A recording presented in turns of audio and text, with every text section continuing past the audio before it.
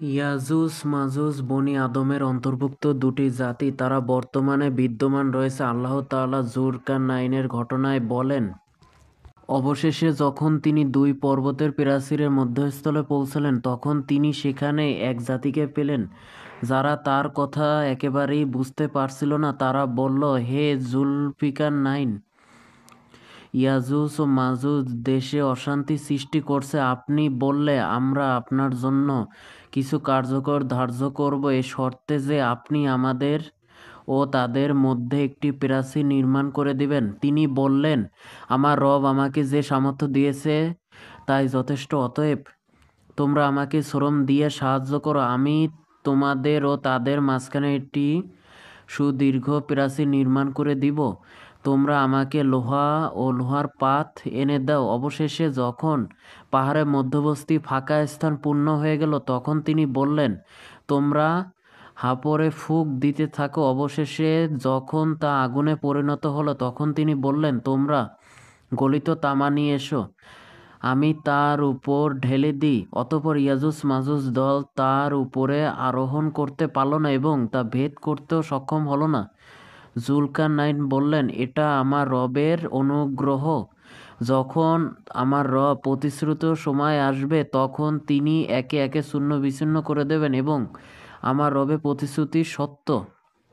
আল্লাহ তাআলা কিয়ামতের দিন আদম আলাইহিসসালামকে ডাক দিবেন। আদম আলাইহিসসালাম সালাম দেবেন, হে আল্লাহ, আমি আপনার দরবারে হাজির আছি। তখন আল্লাহ তাআলা বলবেন, তোমার বংশধর থেকে জাহান্নামী দলকে পৃথক করো। আদম আলাইহিসসালাম বলবেন, জাহান্নামী দল কারা?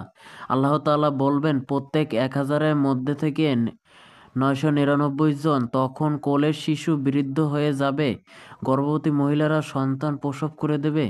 আমাদেরকে আপনি মাতাল অবস্থায় দেখবেন, অথচ তারা মাতাল নয়। আল্লাহর আযাব খুবই কঠিন। সাহাবীগণ বললেন, আমাদের মধ্য থেকে কে হবে সেই একজন ব্যক্তি? নবী হযরত মুহাম্মদ সাল্লাল্লাহু আলাইহি ওয়াসাল্লাম বললেন, সুখবর গ্রহণ করো, তোমাদের মধ্যে থেকে হবে সেই এক ব্যক্তি, আর বাকিরা হবে ইয়াজুজ মাজুজের দল। ইয়াজুজ মাজুজের দল বের হয়ে আসা কিয়ামতের অন্যতম আলামত। নবী হযরত মুহাম্মদ সাল্লাল্লাহু আলাইহি ওয়াসাল্লাম ইয়াজুজ মাজুজের বের হওয়ার লক্ষণ প্রকাশিত হয়েছে, এটি তিনি বলেছেন। উম্মে হাবিবা রাদিয়াল্লাহু তাআলা আনহুর হাদিসে আছে, তিনি বলেন, নবী হযরত মুহাম্মদ সাল্লাল্লাহু আলাইহি ওয়াসাল্লাম একদা পেরেশান ও রক্তিম চেহারা নিয়ে আমাদের কাছে উপস্থিত হলেন। তিনি বললেন, লা ইলাহা ইল্লাল্লাহ, আরবদের জন্য ধ্বংস অনিবার্য, অকল্যাণ নিকটবর্তী হয়ে গেছে। ইয়াজুজ মাজুজ প্রাচীরে পরিমাণ খুলে দেওয়া হয়েছে। এ বলে তিনি হাতের বৃদ্ধাঙ্গুলি ও তর্জনী আঙ্গুলি দিয়ে গোলাকৃতি করে দেখালেন। আল্লাহ তাআলা সূরা কাহাফে যুলকারনাইন বাদশাহ সম্পর্কে বলতে গিয়ে ইয়াজুজ মাজুজের ব্যাপারে বলেছেন। সেখানে বলেছেন কিভাবে মানুষকে তিনি ইয়াজুজ মাজুজের অত্যাচার থেকে বাঁচিয়েছেন। মদিনার ইহুদিরা মক্কার কুরাইশদের নবীজি সাল্লাল্লাহু আলাইহি সাল্লামের কাছে কিছু প্রশ্ন করার পরামর্শ দিয়েছিল। প্রশ্নগুলো ছিল আসহাবে কাহাফের ঘটনা, রূহের প্রকৃতি এবং যুলকারনাইনের ঘটনা। এই তিনটি বিষয়ে সূরা কাহাফে আলোচনা করা হয়েছে। বাদশাহ যুলকারনাইন একজন নেক বান্দা ছিলেন, যাকে আল্লাহ তাআলা পৃথিবীর পূর্ব থেকে পশ্চিমে ভ্রমণের সুযোগ দান করেছিলেন। সারা বিশ্ব শাসন করতে যা করা লাগে তার সব উপকরণ তাকে দিয়েছিলেন। একবার তিনি এক অঞ্চলে গেলেন, সেখানকার লোক তার কথা বুঝছিল না। তারা তাকে জানালো ইয়াজুজ মাজুজের অত্যাচারে তার অতিষ্ঠ। তখন তিনি তাদের সাহায্য করলেন। তাদের ঘটনা এভাবে উঠে এসেছে।